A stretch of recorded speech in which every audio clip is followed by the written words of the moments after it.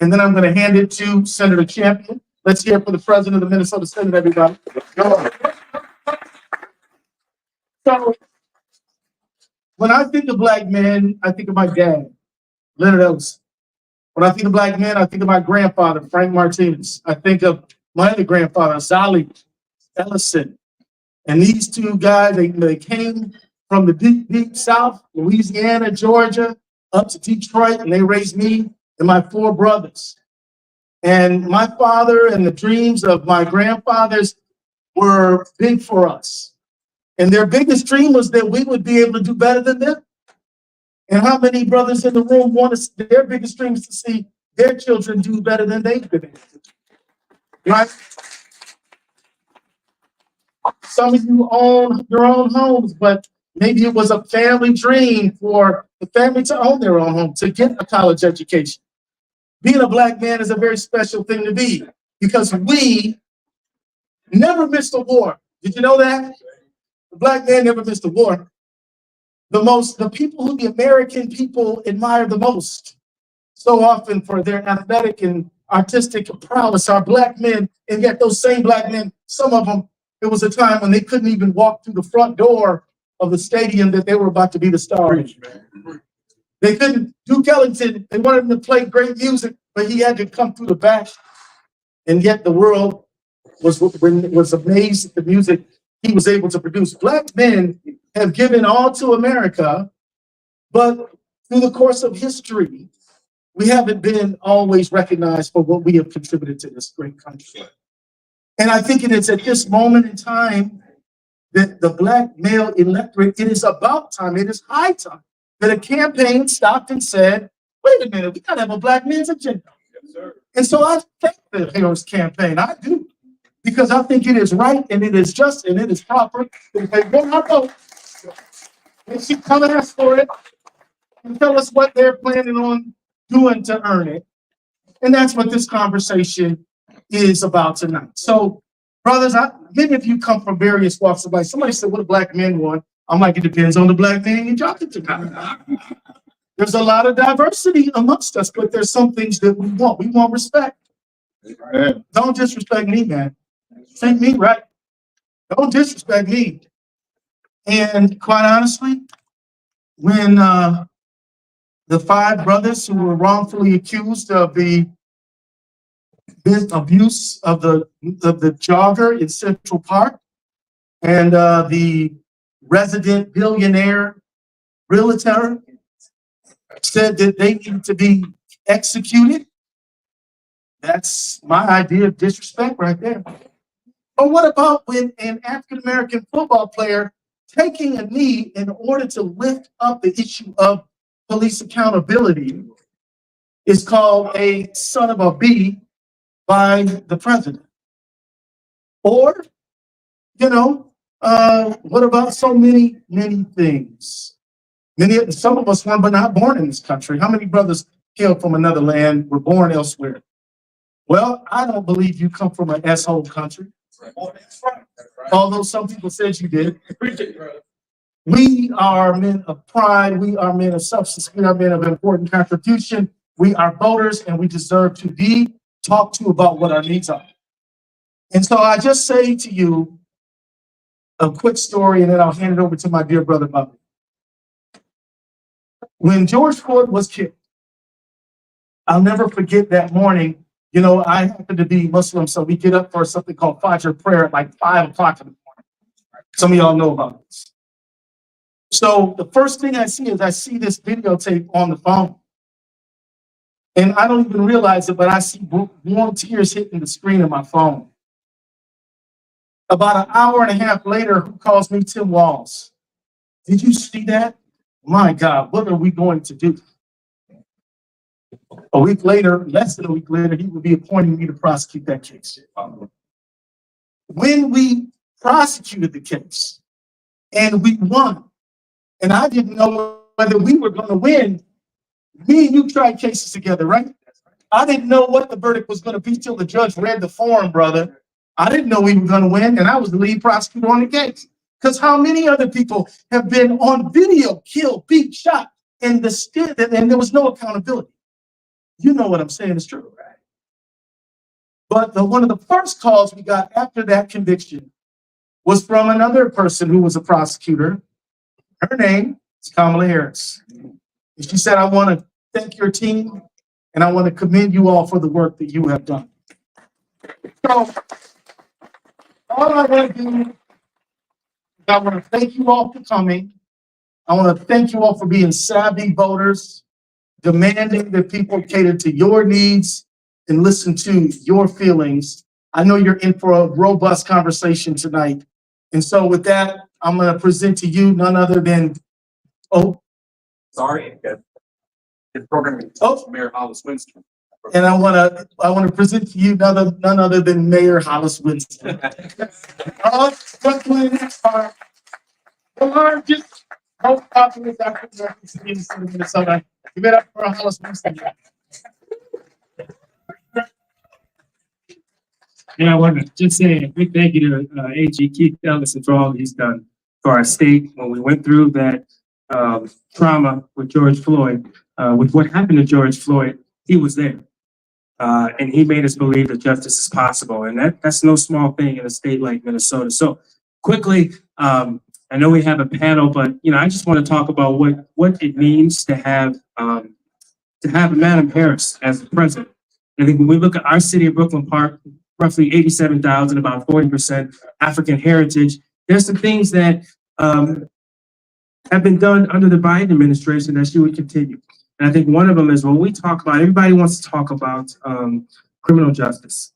And when we look at our city of Brooklyn Park, one of the things that we were able to take with the ARPA funds and the dollars that came, we were able to come up with programs like violence intervention. And we don't always want to talk about this as a community, but we've had kind of an interesting relationship sometimes with public safety. And one of the things that allowed was we were able to come up with some upstream programming where if a kid gets into an argument with their parents or something happens and it's not violent, rather than going to escalate it all the way up to public safety, we go to a violence interrupter. And what that has done is it's allowed people to get resources, social work, get them out of the system. And now we're getting kids into a school to work pipeline or school to career pipeline. So we were able to interrupt that because of what we've seen this administration do. I just came from another program thrown by my fraternity, and they were basically talking to kids at the University of Minnesota about their career. How do you get a job? How do you fill out the resume, this and that? And you can tell they were all concerned about what they were going to be and what opportunities they were going to have down the road.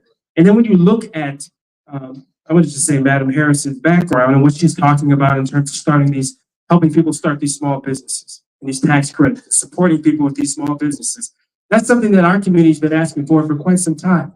Say, hey, I want to be able to get a good job, right? I want you to continue investing in HBCUs and in public school education and all these educational programs. But I also want the opportunity to start a business. And so when you have a person who is running for president on a ticket that's saying, I see you as a person. I see you as someone who's very concerned about supporting their family, making sure their family is viable, but they've got opportunities down the road. We're seeing that with, the Harris-Walz ticket. And to me, that's incredibly important. And that's why, we talk about brothers and we talk about brothers falling off and not supporting. I always want to say this piece. We know that the sisters supported over 90%. We know the brothers are at about 80%. There's no other group that's supporting more. We're not about to change that. So when we're talking to people in the community and they're saying, well, we're leaving. No, we're not leaving. We're here because we know that this is the ticket. These are the people that can continue this progress. So, I think it's incredibly important that when we go out and we talk to the people in the community, that we help them understand that this is real. And the first thing that they see is you. And the second thing they see is your family and helping you support your family. So that's why I'm so supportive of this. And I want to go ahead and introduce our president, Senator Champion, president of the Senate.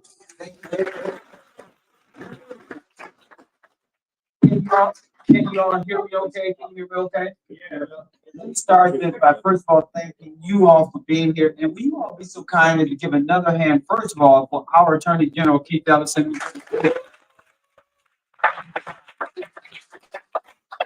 And then can we give a great applause to also Mayor Winston from the great Brooklyn City. to just briefly put this in context, this conversation in context before this wonderful panel goes forward. Needless to say, I want to say good evening to everyone. And it is an honor to be with you tonight as we gather for this important conversation about the future of our communities and the critical role we as Black men play in shaping our future. I want to first of all say thank you to the Camden Social for hosting us tonight. This is a Black-owned business. Let's give this wonderful business a hand. Why this conversation is so important is because we are less than 2 weeks away from one of the most consequential presidential elections in our history. And we must remember that the power we hold to influence change. Vice President Harris has always been a fighter for the people. She's fought for our rights, advocating for policies that uplift Black men through access to quality education, affordable health care, and economic opportunity. Someone said the best social program is a job, is a business, is an opportunity to make money. That's important. Her opportunity agenda for Black men is a roadmap for progress, providing the tools to help us achieve financial freedom, lower costs to better provide for ourselves and our families, and protect our rights. Now, I also have to say that Donald Trump couldn't care less about equipping Black Americans with the tools we need to get ahead. He has proposed terminating programs like the Affordable Care Act, putting the healthcare coverage of millions of Black Americans at risk, and his radical Project 2025 agenda will raise costs for families by nearly $4,000 per year, threatening overtime payment for many workers, and he wants to gut Social Security. Black men has always been at the center of shaping our political landscape, and this election is no different. All of you in this room are agents of change here in Minnesota. So I'm proud to be here alongside these incredible Black leaders and those who are in the audience in order to lead a conversation about the future of our community. Our community. I'll have each of the folks that are here, I want them to introduce themselves and they answer a question. And before they start, I want to recognize Apostle Hill, who's here from High Praise Ministry. If we can give him a hand, Al Flowers, and there's others that I'm missing, Mr. McGlory. I see Kareem back there. He's probably wearing his Howard University. But I can't go through each and every one of you, but each and every one of you are important. So with that, we're going to start with our first question with each panelist who's going to introduce themselves. Here's the question. And once I ask you the question, before you answer it, please talk about yourself a little bit and then get into the question. We are here tonight as leaders in our community. Can each of you share your personal experiences and what motivated you to engage in the fight for progress and equity for Black men and Black people in Minnesota? And why are you supporting the Harris-Walz ticket? We're going to start with, I'm so proud to be sitting next to not only this great Viking legend, but also Justice Page, because he was on our Minnesota Supreme Court. Can you give a hand?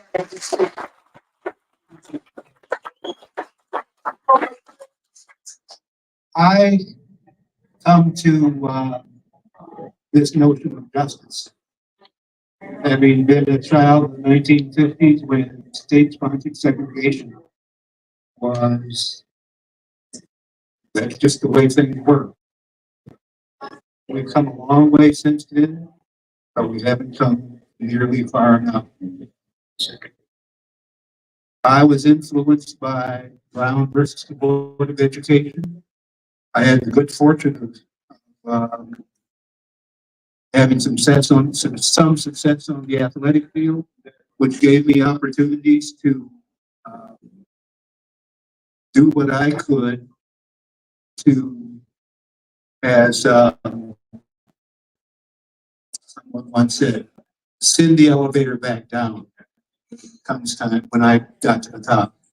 We all have that opportunity, and I, along with my wife Diane and my late wife Diane, have worked tirelessly to create opportunity for young men and women of color across the state of Minnesota, because those young people are not only the future, but when we all do better, as Paul Wellstone would say, we all do better. Yes, right in the state, right. And for me, doing better is education.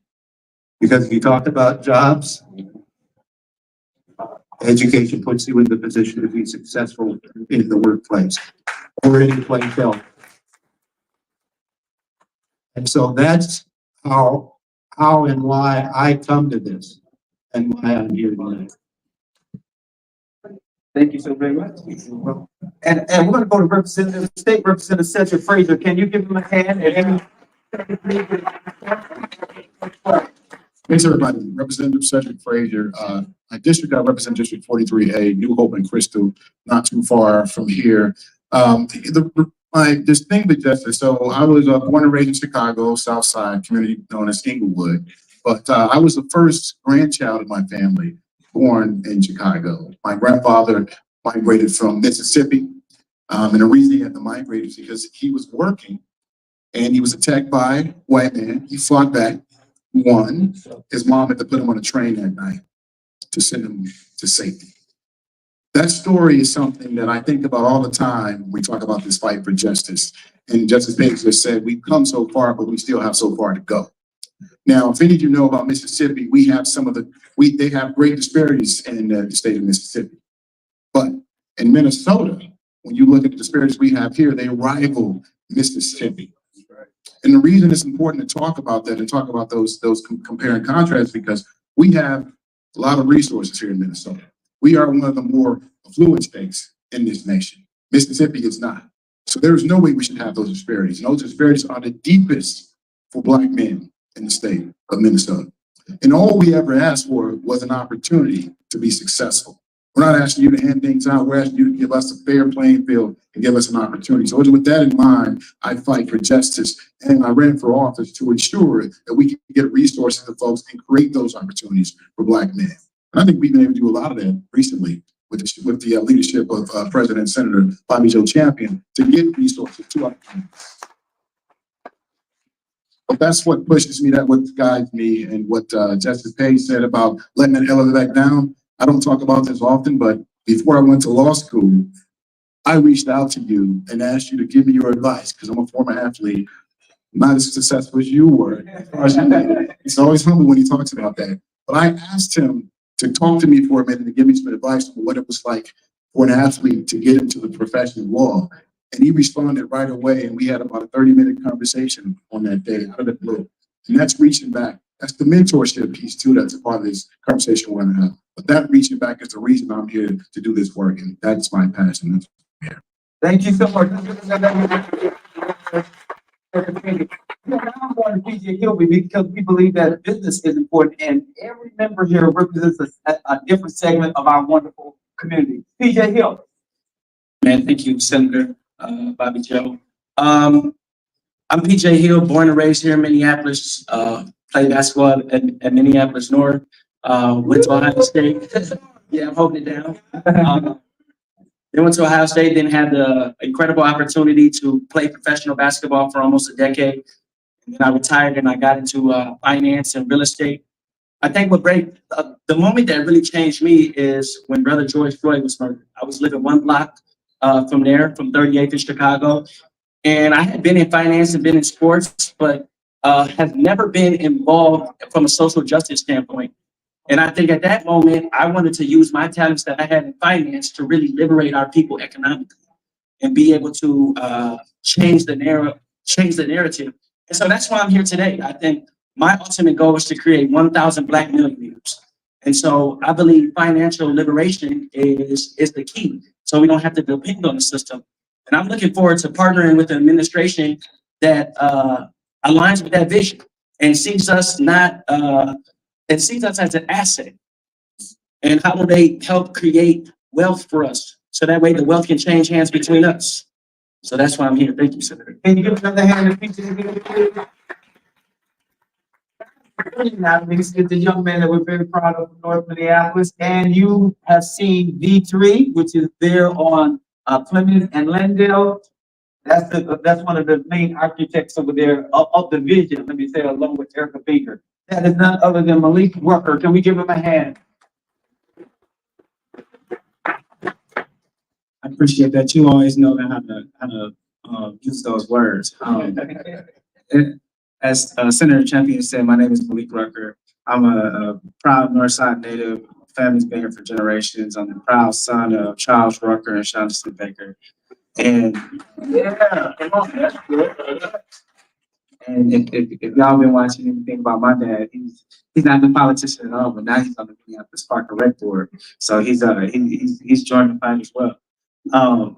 But you know, I'm a product of North Minneapolis. I was a Minneapolis hustler. Played football for the Police Activities League, ran track for the Hospitality House. I was an Oak Park neighborhood kid. Harvest Prep. I went to Harvest Prep, and you know, that really shaped my life. And PJ was a Buckeye, and I was a Hawkeye. I got a Division I scholarship to play football at the University of Iowa.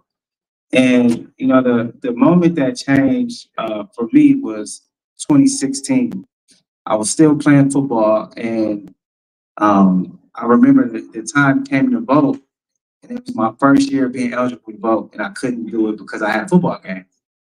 And that was the moment that shifted my mindset. And I'm like, I gotta join the fight. I can't just sit back and think things are just gonna happen. I need to put that work in. So that's how I got into the fight.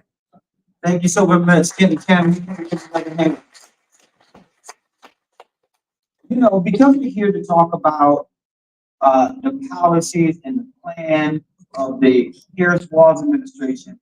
Before we get there, I want to know, which policies do you believe have the most significant impact on the lives of Black men today? We're going to start with Representative Cedrick Frazier. I'll start. I think one of the big ones is the investments in entrepreneurship opportunities.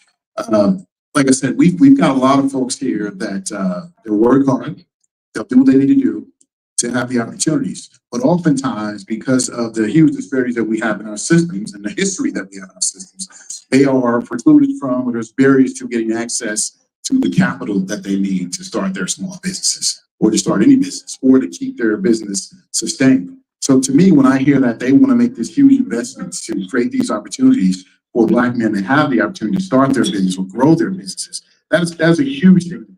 Because what we do know is that when Black men start businesses, they hire other Black people, Black men. That means that there's more opportunities in the community. That means that dollar is going to circulate in the community. They're going to be within that community, grow that community, and that's going to create even more opportunities for the community, particularly for the Black communities in those areas. So I think that's a really huge piece for that's a part of that platform that they put out. And I want to say this, you know, that platform, when it came out, there was a lot of talk from Black men saying that we weren't hearing enough. And I want to say that, remember that we always should agitate. We have been a vital voting bloc for the Democratic Party to get elected and win elections. And this is a response to the agitation of Black men saying, what about us? Why aren't you focusing on us? We have been an asset. We are an asset to you as the voting bloc. Focus on us. And this platform actually does that. But that piece is a huge piece for me in terms of moving us forward. I'm going to go to PJ Hill. What kind of leadership do you think Black men need in the White House, and how does that compare to Trump's first term in office? PJ Hill. Well, I think that's a great question. I want to start by this. Look, I'm the proud son of a Black queen. I'm married to a beautiful Black woman who's a principal. My daughter goes to Minnehaha Academy, who is led by an incredible Black woman, Dr. Donna Harris.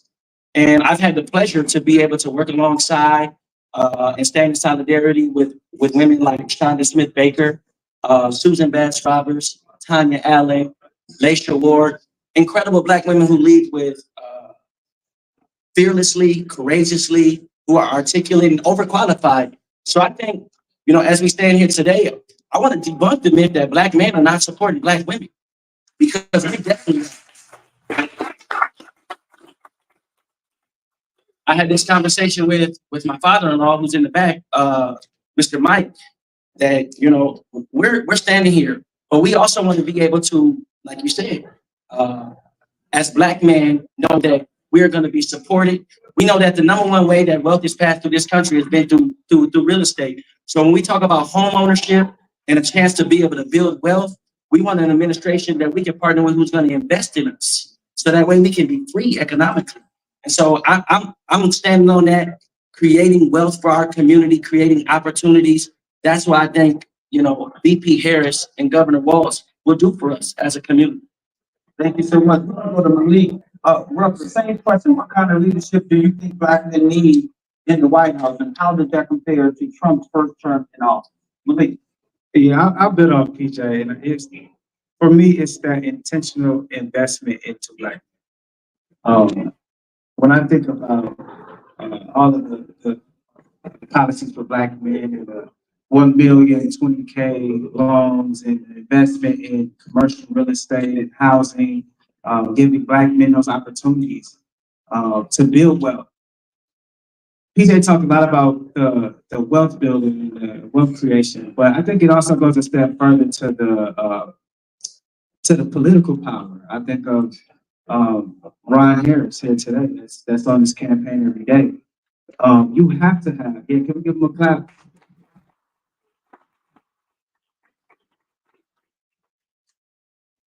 There's a lot of wealthy Black men up there, and we have to match Black wealth with Black political power.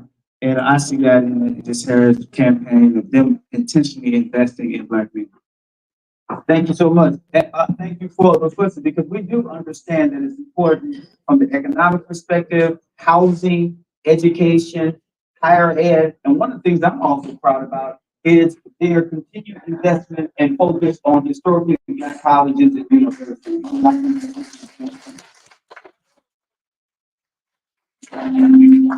One of the things that I want to say is that Vice President Harris recently released the Opportunity Agenda for Black Men, which focuses on equipping Black men with the tools to achieve financial freedom, which we talked about, lower costs to better provide for themselves and their families, and protect their rights.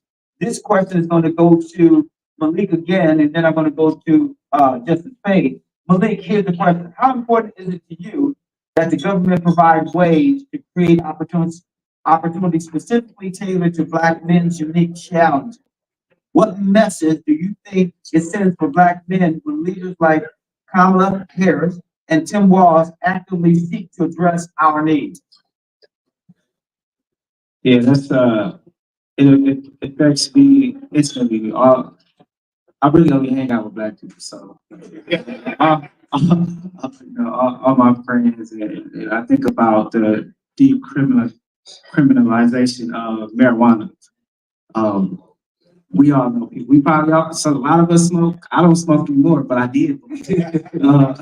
And that's just being honest. And we see, I've seen many go down over marijuana. But I also think about Fonzie Mayfield, who we're in his establishment along with his wife Kevin. I think about Fonzie and how does this how does the Harris campaign invest into Black businesses and allow us to access that capital and to be able to access not only debt but cash and capitalize on our Black businesses. I also think about my friends who, when my grandpa was looking for a house, it was like $26,000, right? That's a car payment.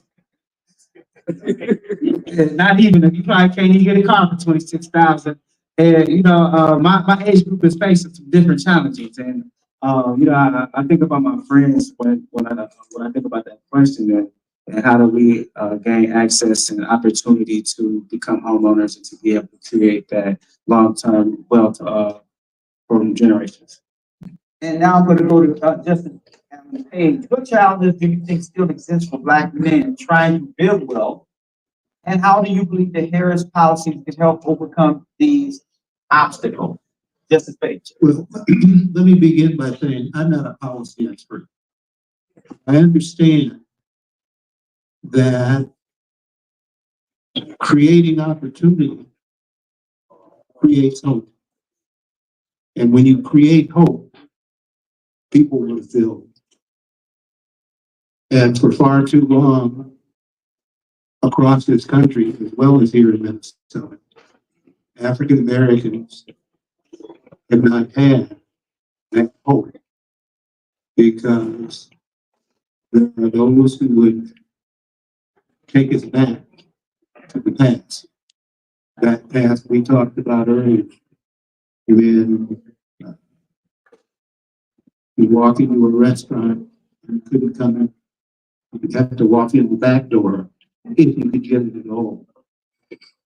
You'd have to drink at a separate fountain if you could drink it all. And one of the things that hope does, as I say, is help you want to build. When you don't have hope, there's a tendency to want to tear things down. And the policies that Vice President Harris and Governor Walz stand for are all about creating hope. Indeed, their whole campaign is about joy and hope, as opposed to, I don't even quite know what to call it, other than doom and gloom. But when we create hope, we can build. And certainly all the young Black men that we had with the Page Education Foundation, they want to build. They want to be a part of the future. They want to be a part of making the future better and brighter than it might otherwise be. And it's all because they have hope for a better future. And just in case, if you hold the mic just a little longer, here's a question that I have. How important is character? When you think in terms of leadership, when you think in terms of someone who's a decision maker, when you think in terms of someone who is going to make decisions for a country, how important is character? I see a lot of, Donald Trump bashing the vice president, calling her every name that you can possibly think of. Never, in church, I'm certain that Apostle Hill will appreciate this. Sometimes we think people say so much about you, and I never ever see you as a child of God. They just talk about you. How important is character when you think in terms of leadership? Well, if there's something going on in our country, it is a lack of character.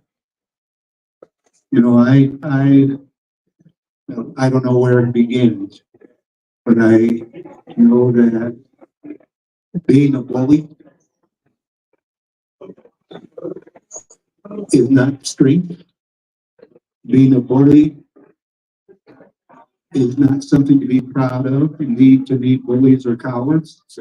They don't have the courage to stand up and do what is right. They think they can run over people simply because it's easy. If you notice, bullies tend to pick on people who they perceive as weaker or smaller than they are. They don't pick on the big guy. They pick on the little guys, or the ones they perceive as weak, And quite frankly, linked to character is being honest, being truthful, saying what we mean, meaning what we say, standing up for what is right, figuring out what is the difference between right and wrong, and then doing what is right, respecting ourselves, respecting others. That's what character is all about. And it's also about telling the truth. It is also about telling the truth. And without truth, we cannot have trust. And without trust, we don't have anything. And so the Harris-Walz ticket, there is no comparison.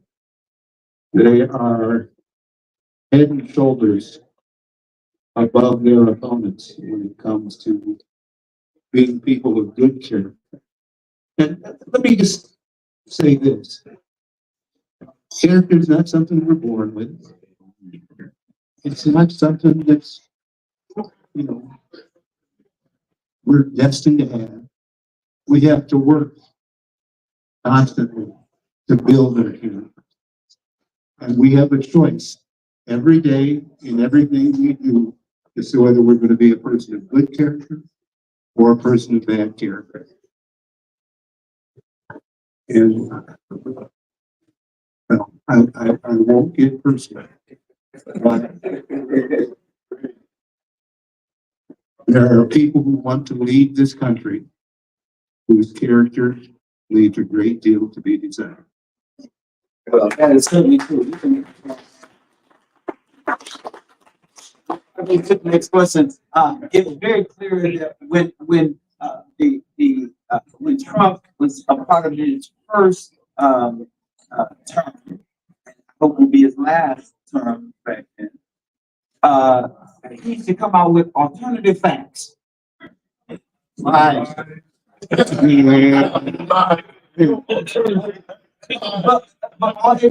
all it boils down to is what? See, to me, when you start saying alternative fact, go ahead. The notion. That's the notion of alternative facts. That's crazy. And it's a recipe for disaster. Because we may have our own opinions. Yeah. We don't get to have our own facts. Because I talked about trust. If we can't have a conversation, or I can trust what you say, no sense in having the conversation. We might as well sell things in the street.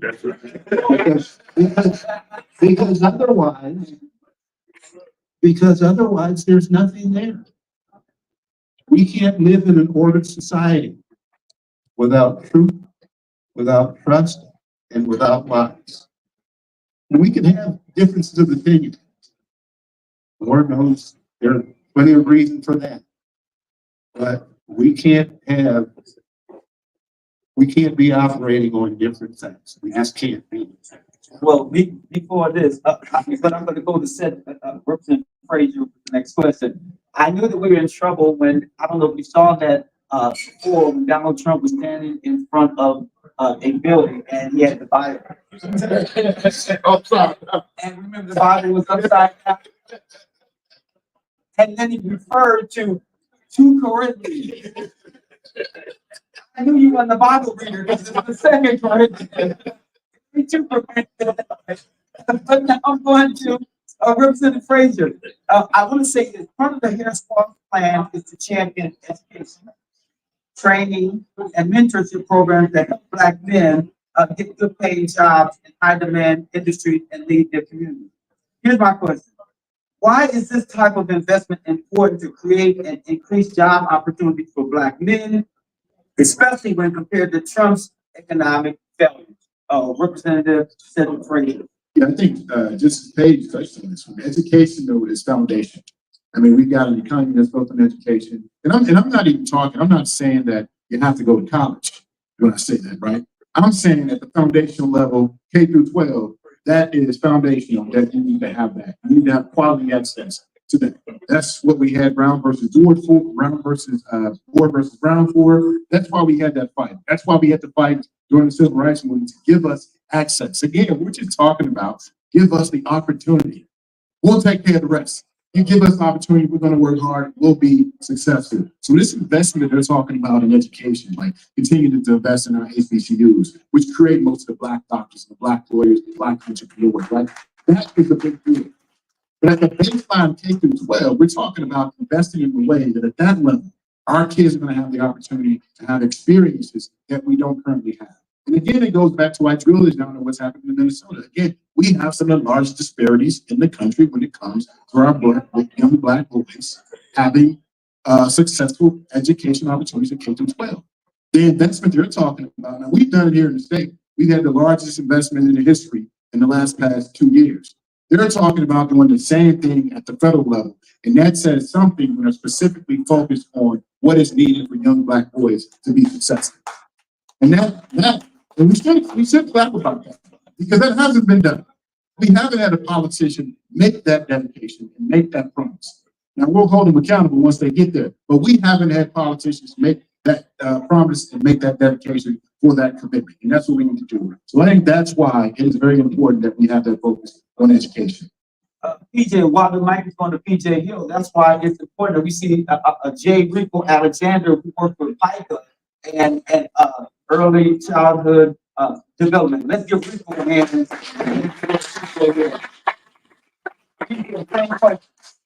I think I second that. We talk about, education and can really change the narrative for our people. And it's not only formal education like college. You look at the trades right now. People who are in the trades are making, my dad was a tradesman. He was a journeyman. He was a concrete guy and he's done very well for himself.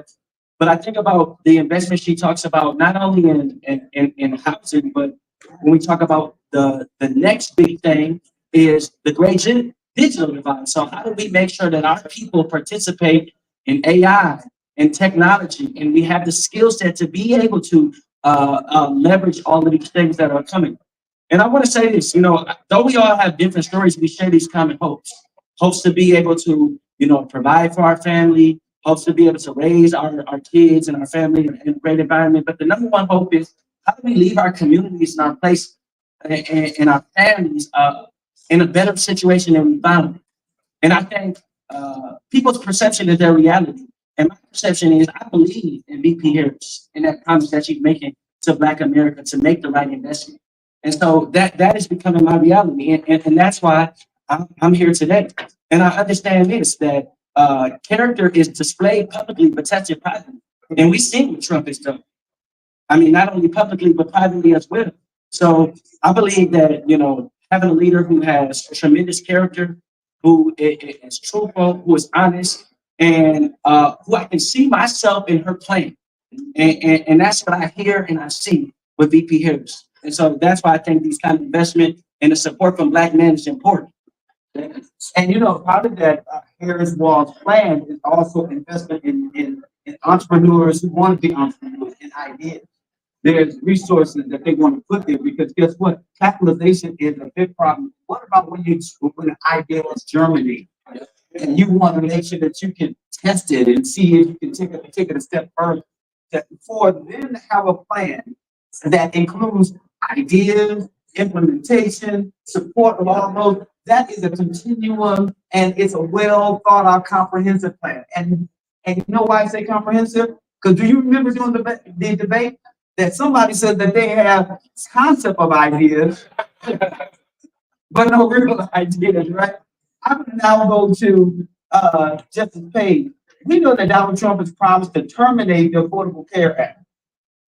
Now, ripping insurance coverage from over 3 million Black Americans and raising the cost for millions of Black families, repealing the Affordable Care Act, which is also known as, okay, because Obama said he likes to know that you care. So you know that he cares, right? Repealing the ACA would disproportionately impact Black communities. Can you talk a little bit, Alan Page, Justice Page, how important is addressing health issues like sickle cell disease, diabetes, mental health, prostate cancer, and other health challenges that disproportionately impact Black men and their families? Well, it's really pretty simple. For our African American communities,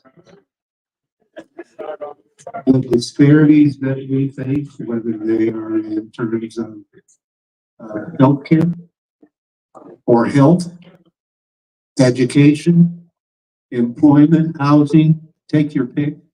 I mean, those negative disparities are there in almost every aspect of our being, except for the criminal justice system.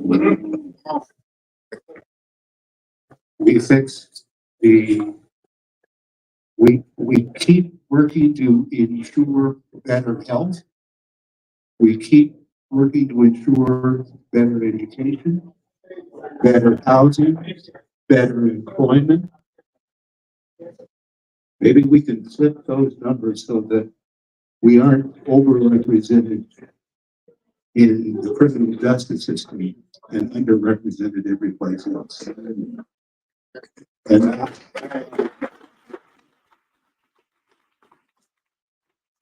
I believe that the Harris-Walz ticket will work on doing just that. And might I just say one more thing? You know, one of the complaints you hear is that, well, we've been supporting Democrats or whoever it is for all these years and they haven't done it. Yes. Well, we've got to hold their feet to the fire. And we have the ability to do that. Not only hold their feet to the fire, but you know, it's pretty hard to make progress when somebody's trying to pull you back. So it's not just Vice President Harris and Governor Walz that we have to elect. It's people like you. Yes. People like you across the board, across the community, across the church. Then we will see change. And we have the power to create that support that will make that change happen. Because let's not be starry-eyed here. There are those who want to take us back to the past. Indeed, you talk about repealing the Affordable Care Act. Think about the Voting Rights Act. Yeah.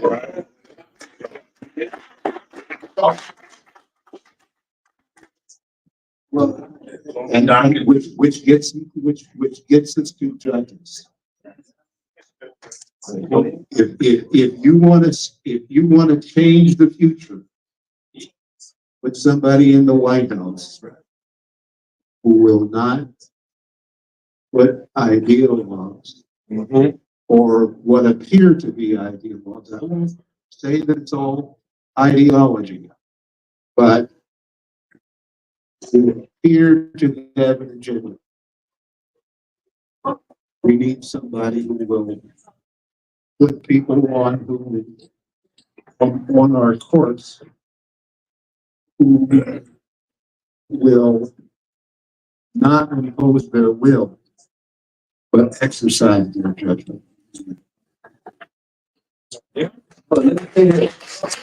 One of the things that I want you to understand of what Justice Page is also talking about, the Affordable Care Act, it was also implemented so that we would have preventative care. And you don't want to use the emergency ward as the way to go to the hospital and then something is too far along. And so it is so important that we understand the significance of the Affordable Care Act, because if you don't, you will miss it, because it is all designed for us to get better health outcomes. The other thing that you need to understand is that in Minnesota, we had to pass the Minnesota Voting Rights Act because the 8th Circuit decided that they were going to take away the private right of action for us if there was voting dilution or any shenanigans when it comes to voting. So don't miss what Justice Page is also talking about when it comes to judges. Whoever becomes president, I believe, is going to have two choices when he's become the Supreme Court, and before the Supreme Court, federal judges, district level, because remember, cases got to get to the Supreme Court. And if people are making bad choices along the way, that is going to be a problem. So Justice Page, can you just reiterate the importance of the notion of judges? Because we sometimes think about everything else, but we don't think about the impact those judges have on the criminal justice system and on our lives. The people who serve as judges are maybe, quite frankly, more important than well, then the legislature and the executive. Don't get me wrong. The legislature and the executive, they are critically important. But when it comes to ensuring people's rights, the only branch of government that has that in control is the judicial branch. And the only election process at the federal level has gotten so, I don't even know what to call it. Out of whack. That, we're putting people on the courts who don't understand what it means to be impartial. Don't appear to understand that we serve as judges and justices for everybody, not just some of us, but for all of us. And we have to get back to that. Because, again, if we come to the conclusion that our judicial branch, our judges, the system is rigged, then why would you go to court? If you look at some of the hot spots around the globe, very few of them have impartial judicial systems. Because if you go before somebody and you know they've got a bench and they're going to rule against you, why would you go to court? Why not just, as I said, sit in the streets? Your odds are just as good or just as bad. We have to change the trajectory of our judicial system. And if I can say this, when Justice Page was on the Minnesota Supreme Court, every so often he would have to run for re-election. Right? In fact, how Justice Page ended up on the Supreme Court is by way of an election. Because before that time, no one was appointing people who look like us to the Minnesota Supreme Court. What he's saying is, on the federal level also, there is no election. Those are lifetime appointments. Appointed by the President of the United Appointed States. by the President of the United States. So that means if you don't like something, you can't even vote them out. That's why who you elect as your commander-in-chief, they have all that discretion and power to make sure that the right people get on the bench. So this is what we lost and didn't think about even when Trump was voted for before, because we didn't focus on the fact that there's so many other things that the office does. Now, the last thing that I'll say, and then I'll go to some of our final questions, is think about this. The justice in his wisdom got you to understand that we don't just need Vice President Harris and Walz in the White House, but they need friends. Because you got to understand, do you remember the famous words of Mitch McConnell when Obama was elected? He said, it is my job to do what? Make sure he's a one-term president. And he did everything he could in order to throw roadblocks. In Minnesota, we need to have the same thing so we can have a trifecta so we would not have gridlock. So I want you to understand that, and last but certainly not least, if anyone, look at the folks in this room, if any of you had 34 convictions, okay,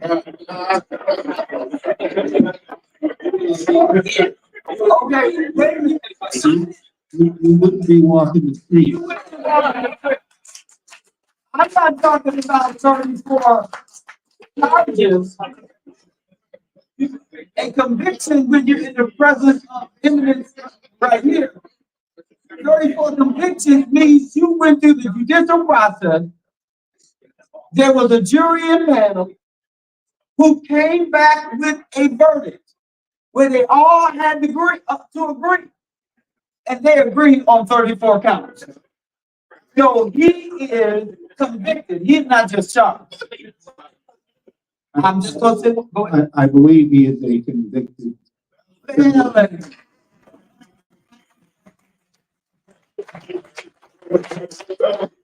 So, And that's not going to change anytime soon. It may change, but it's not going to change anytime soon. so I want to say this. There's been historic barriers to Black men. We also know that there are barriers in this country for Black men when it comes to voting.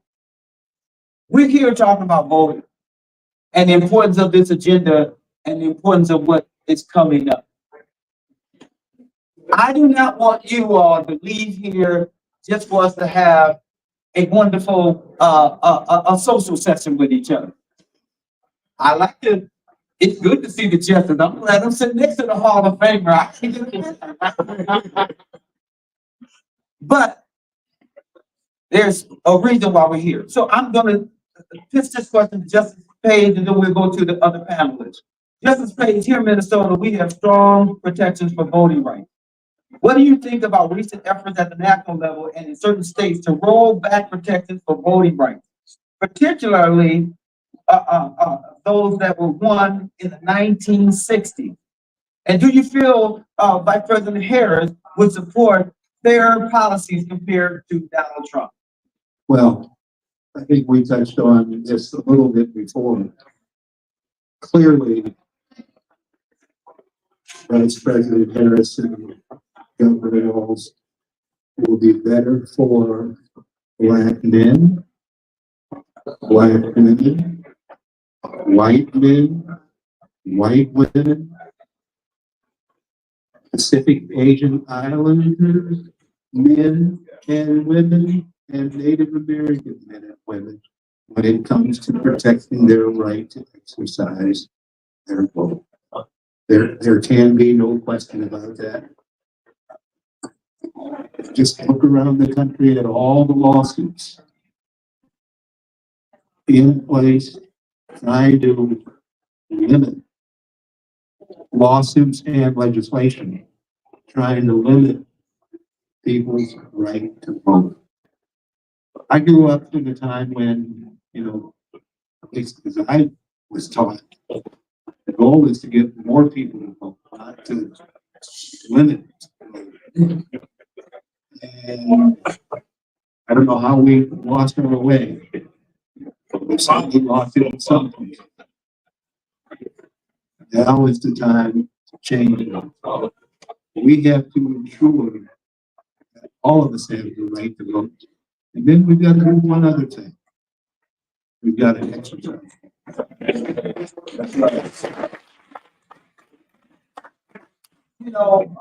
A couple of things, and then we'll go to other panelists because I have a question for them. If voting wasn't so important, why would they work so hard to stop us from voting? I mean, think about it. Nobody works hard to stop you from doing something that's not good for you. They just let you do it. But they have put every barrier in front of us, whether it's poll tax, whether it's the educational test, whether it's saying that you gotta have property before you can vote, whatever it is. Every scheme in order to make sure that you cannot vote and shouldn't vote because it's that important. There's a person that says bad officials are elected when good people don't vote. So if they're trying so hard to divide you, because that's what they're trying to do to us, because it's that important. So I'm going to go to this notion, and because Representative Frazier was also the House author, and I was the Senate author for Restore the Vote, because we wanted to make sure that felons and those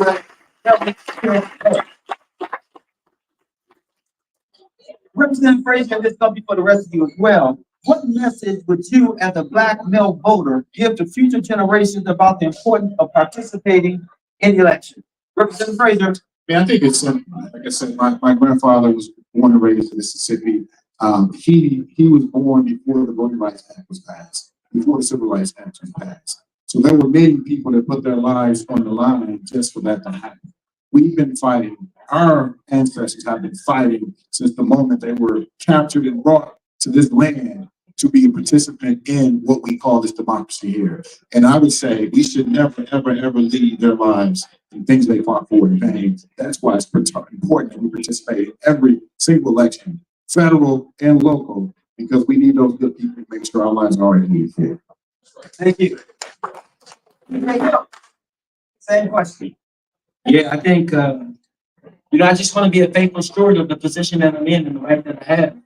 I'm a product of so many great Black men pouring into me, like Brother Al, Scott, Tally, my father-in-law, Mike, Okada, Gabe, Dario. So we stand on the backs of the greatest generation who, fought majorly to give us the ball, to give us the opportunity and the rights to be able to do what we have to do. So people like myself and Malik want to be able to honor this next generation by continuing that effort, preaching that message to the young people, being able to make our voices heard, doing our part and taking the ball and kicking it out. So that's what I would say. We need to stand in unity, and you can be sure that the next generation like us two are going to continue the great work that you guys have started. Oh, the mic drop. I'll just say, not participating is participating. And I think we have to be clear on that. We have to get to the polls. I saw Obama say, we vote on all sides too. We vote on the All-Star game. So, my message is that we need to participate. As PJ said, so many people have fought for us to be in this position to continue to vote, to get to vote and to continue to vote.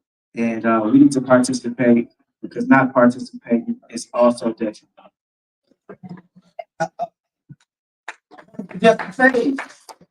I would just say a couple of things.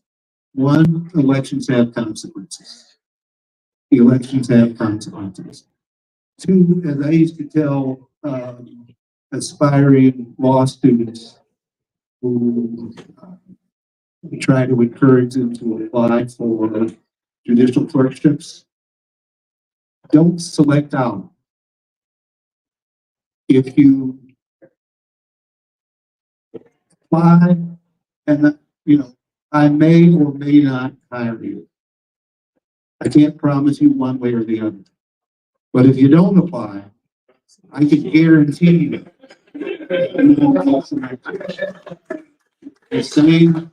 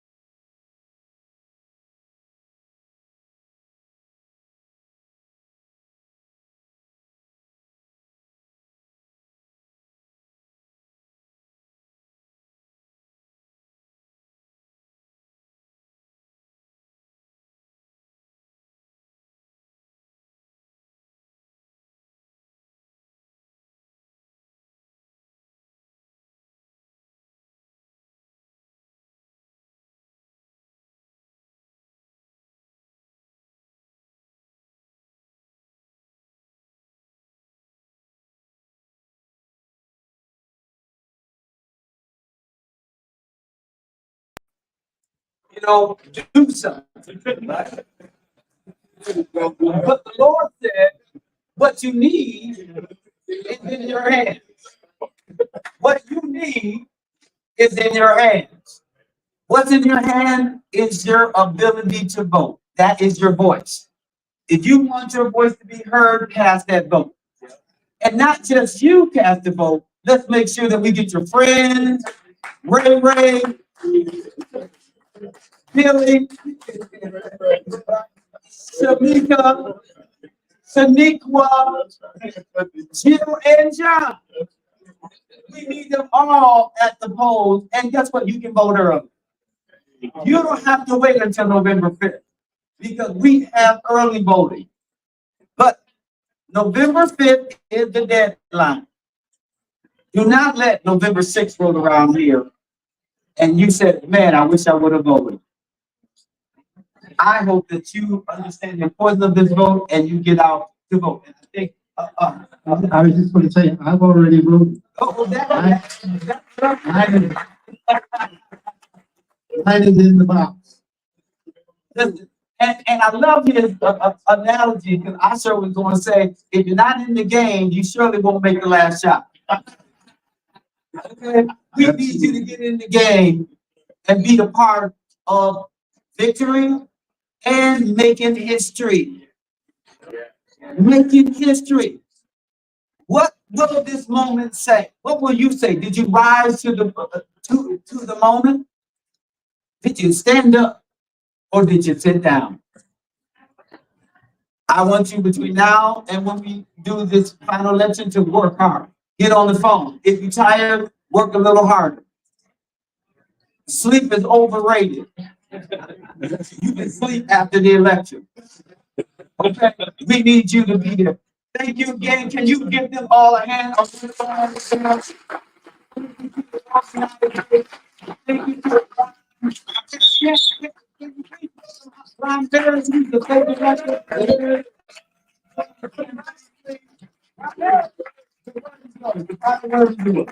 Listen, y'all, one more round clap for this. And give yourselves a round of applause as well. Like the Senate President said, my name is Ron Harris. I'm super proud to be the state director of the Kamala Harris for President campaign here in Minnesota. And I just want to say thank you all for coming tonight. I heard a rumor that Black men were supporting Kamala Harris. But I'm looking around and I see a whole lot of brothers, right? And so that's why we're here today, right? Is to make sure that the narrative that's out there about us, we get the opportunity to correct that narrative, right? The reason why I'm so supportive of this campaign, one thing I'm really excited about is the opportunity agenda. And I think you all heard him talk about it a little bit up there. I have never ever seen a presidential campaign roll out a specific policy agenda for not only Black folks, but Black men in particular. And even better than that, it's not a policy agenda that starts with what's wrong with us. It doesn't start with all of our challenges. It doesn't start with our disparities. It doesn't start and end with criminal justice or police brutality, right? The first thing in that agenda is access to capital so we can start our own businesses, right? We're talking about $20,000 for down payment assistance for first-time home buyers. People said it earlier, right? Home ownership is the pathway to wealth in this country. We're talking about establishing a national health equity initiative that focuses on diseases that disproportionately impact us, right? We're talking about programs that have more Black teachers in our schools, because we know that when Black kids have Black teachers, and increase the probability of success. So it doesn't start with what's wrong with us. It starts with what's right about us. It's an agenda that partners with our existing aspirations, right? Because we have so much aspiration in our communities, in our families, in our homes. I'm so excited about this campaign, y'all. We have just 13 days left to go. I started this campaign, and it was like 200 days left to go when I got on this campaign. And it's already just 13 days. When in life do you get the opportunity to shape history in a matter of 13 days? We have the opportunity to shape history in just 13 days. And I'll tell you all this, this election is so close. Like, it's so close that we actually don't know what's gonna happen. It is that close. These battleground states all around the country, 1%, 2% maybe, but they're pretty much tied. And so the youth sports analogy is the fourth quarter, all right? We're down a couple points, but the ball's in our hands. And what we do between now and November 5th, we'll decide who wins this game, who wins this outcome. And the thing I love about politics is that we actually hold our own futures in our own hands. Like Bobby Joe said, the work that we do between now and then is going to make or break the difference. And so, well, Ron, what can I do? Glad you asked. A couple things you can do. Number one, make sure you go vote. Make sure you go vote early, right? Get it out the way. If it's easy. For information, write this down. Go to mnvotes.org. mnvotes.org. It'll tell you everything you need to know about where to vote, how to vote early, and all those sorts of things. Get that out the way. Number two, please sign up and do a volunteer shift. Now, it ain't that scary. A volunteer shift, all it means is that you're talking to your neighbors about why this is so important. And that's going to be huge for us. Another thing you can do, record a selfie video, 30 seconds, talking about this Black man right here, why I support Kamala Harris, or why I support Harris-Walz. Send it to us to make sure we amplify it, because people need to see your face. There's a reason why we didn't have a panel with just elected officials, right? We got to hear from our elected officials, and we're also hearing from the full spectrum of our community. So they got to hear from you. I got a great campaign team. We got a great plan, but we're not the ones who are going to win this election. It's going to be the work y'all do every day. The last thing that you can do, how many folks got friends in Detroit, Philly, Atlanta, Arizona, Nevada? Raise your hand if you got friends there. Perfect. Text every single one of them and make sure that they vote, and make sure they text you their I voted sticker to know that they did. Right? I'm not playing because the race is razor tight in those places. Can we commit to those 4 things? Can we commit to those 4 things? Souls to the polls as well. Souls to the polls.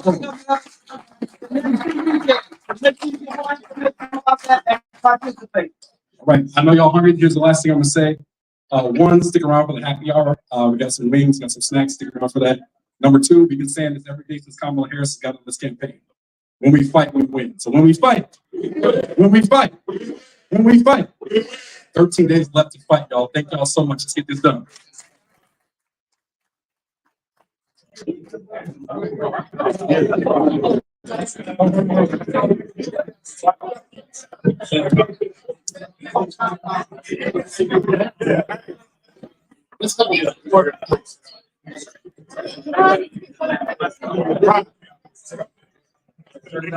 Chicken wing now.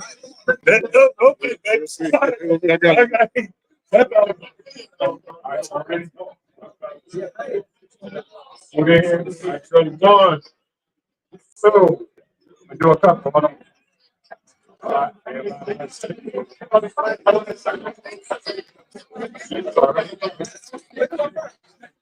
One, two, three.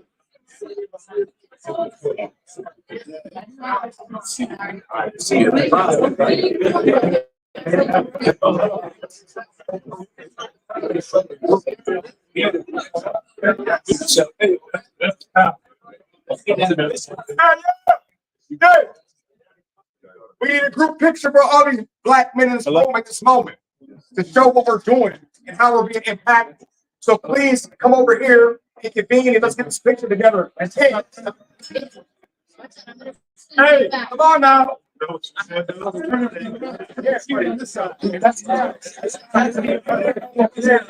Hey. Oh, we now there we go. There we go. Spinning around. I'm good. How you doing? Good to see you. Good job. Good. How you doing, man? They need to look at that shit. So they need to stand that way.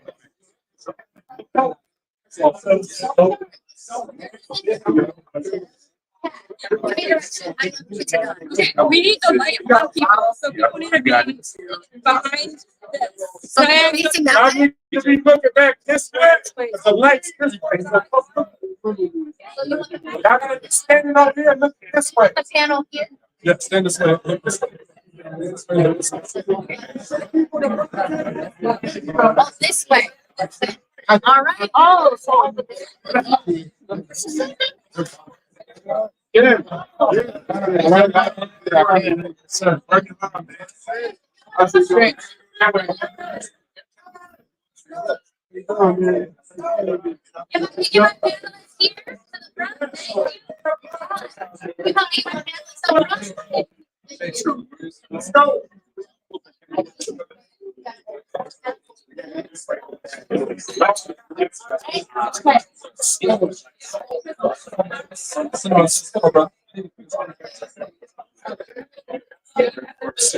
Panels in the front.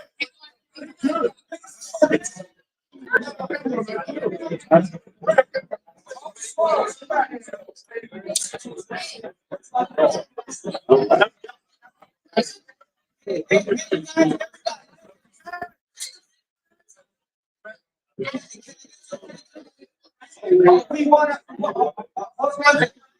want to get a picture with everybody, right? So we know that you want to do some individual pictures and talking. Can you stop that just for a second?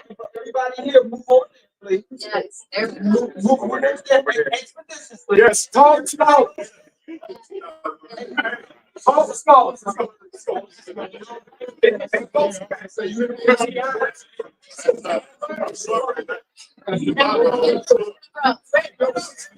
PJ, panelists in the front row. Right here. You're going to be looking at me. Thank you, PJ. We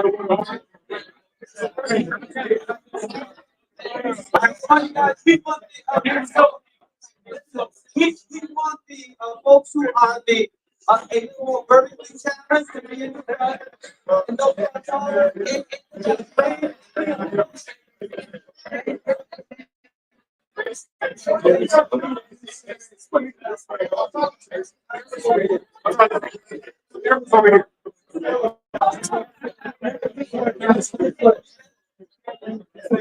Cameras over here.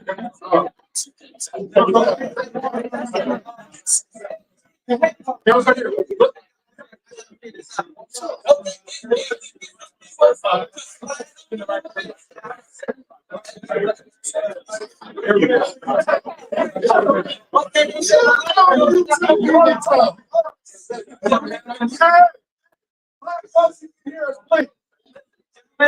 What they say is that this light, oh, we gotta be clear of this light, so we gotta do it this way, right? So when someone goes this way.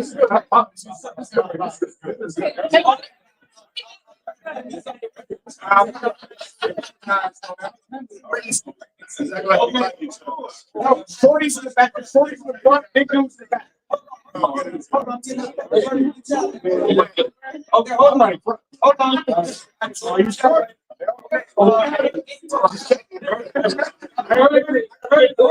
No, early challenge.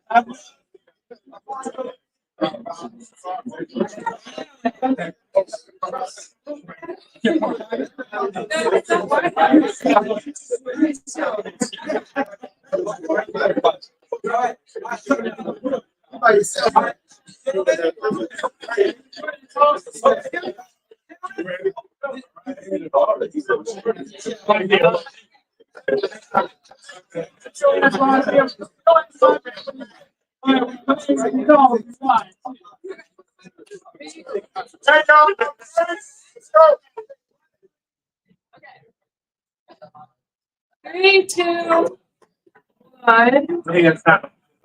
Everybody's in batch. Okay. It's like inside news spot. You better turn around. Inside news.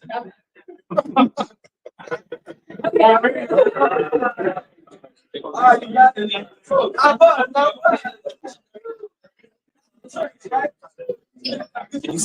Hey man, how you doing, man? Good to see you too. I called you. Give me that. You called me. Actually, I called down and talked to RT about advertising the school board admission. Do you still have my cell phone number? I called the one on the anywhere. You got it? Reach out at the foundation. Yeah, well, it's better using it. Okay. Let me get you.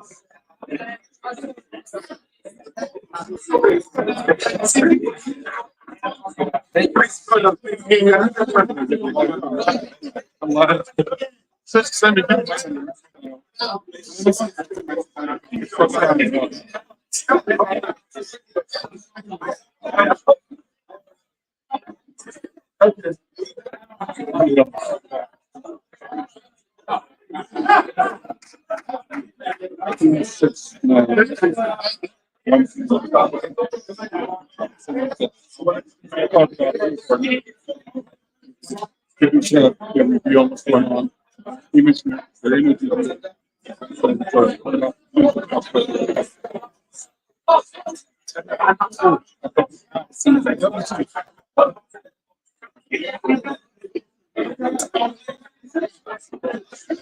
How you doing, man? Got it all taken care of. Thank you so much.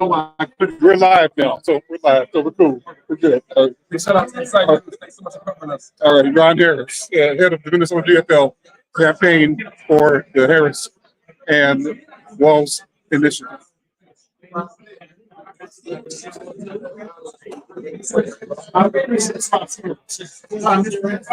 sir. Christopher, how you doing? I'm great. How you doing? Good. I'm so happy to meet you. Well, I'm live on YouTube right now, on Twitter and Facebook. So, how you feel tonight? What's going on? Awesome. You know, the part about it is seeing a bunch of black men in the room, right? That's what we need to do. We got to get together as black men now so we can take care of our neighborhoods and get things back together. My church is Berean Missionary Baptist Church on Lindale and 30th Avenue. Yep.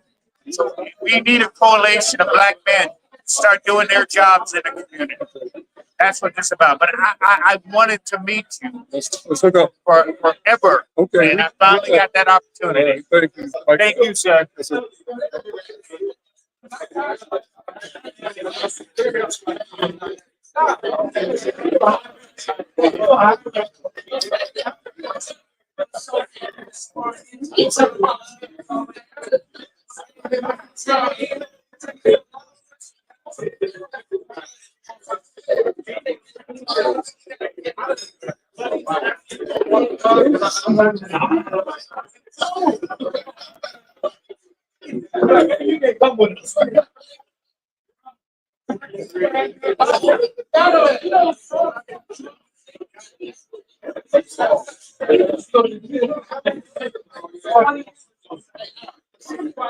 I'm sorry, I'm supposed to come on. How you doing, man? We're live. We're live now. So, Hey, everybody.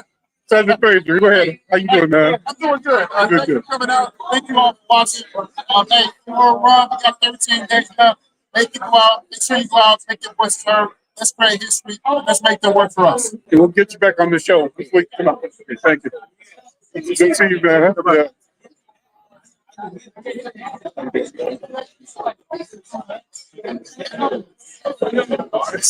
How you doing, man?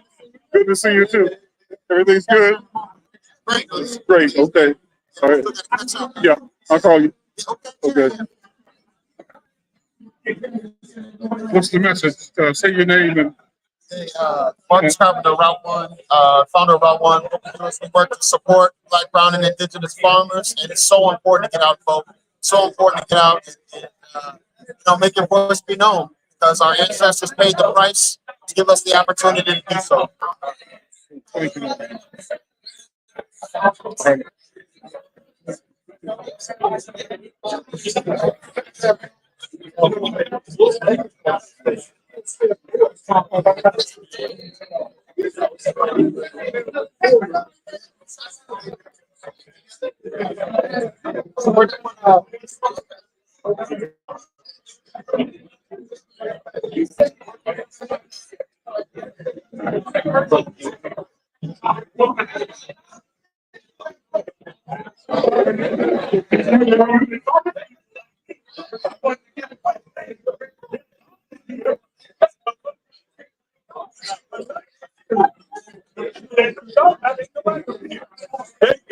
Lawrence, what you think?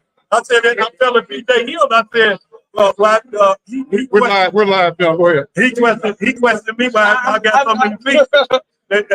I ain't got 100 buildings, but go ahead. But no. Something about Al, man. Al done a lot for me. Yeah, no, but Gave me a voice. here's the question here. What?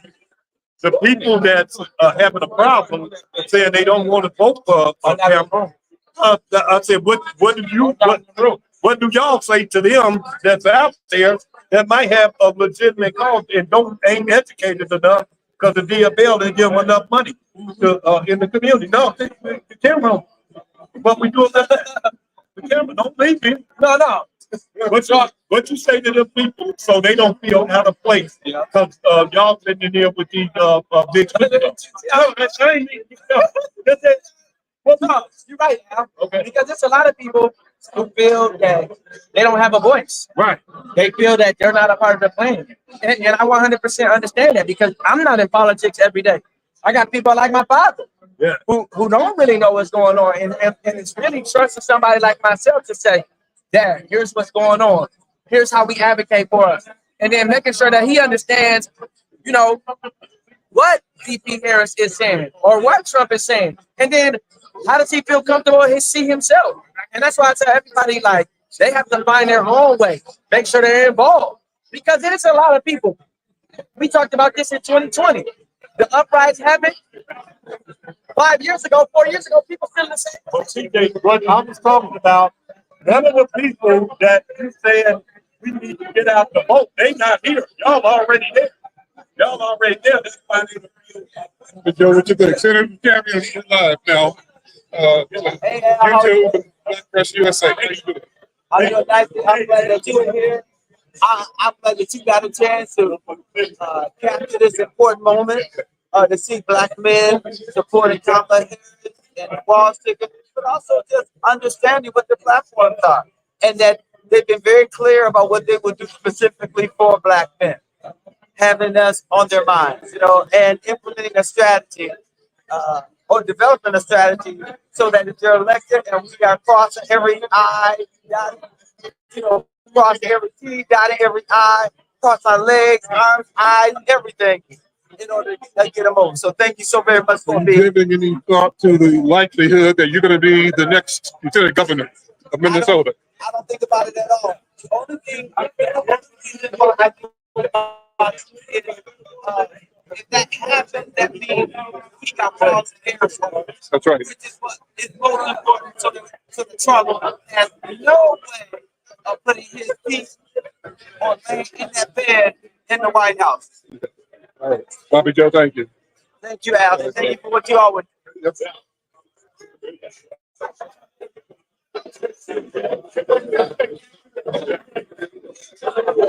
How you doing? Let me get a comment from you. What about tonight? What's your name? What's your thoughts? Sorry. Yeah, I thought it was great. I mean, it's great to see. I support. I just dropped out. Thank you, anyway, though. Let's drop.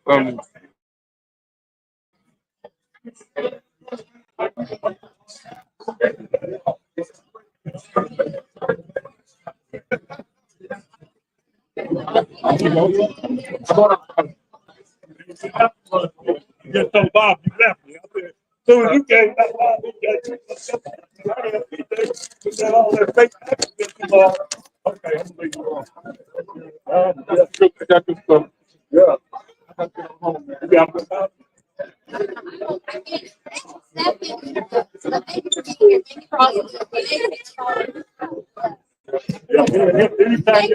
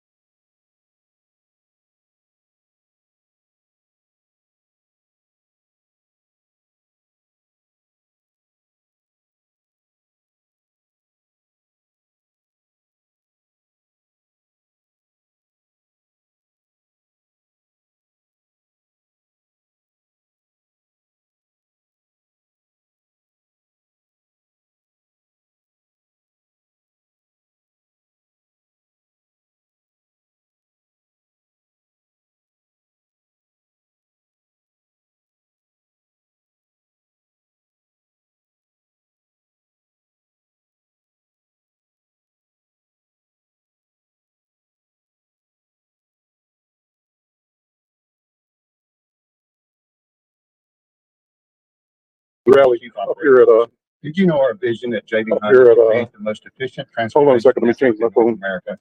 As we work towards Hang that on, hang on. vision, we know it's our incredible drivers who help us deliver on our promises. And we know that Hold on. having a fleet of great drivers means providing them with the best possible driving jobs. Join a team that knows driver success is Right, company phone hooked up success. here. Visit drivejbhunt.com. That's drivejbhunt.com. Let's continue right now with Madison.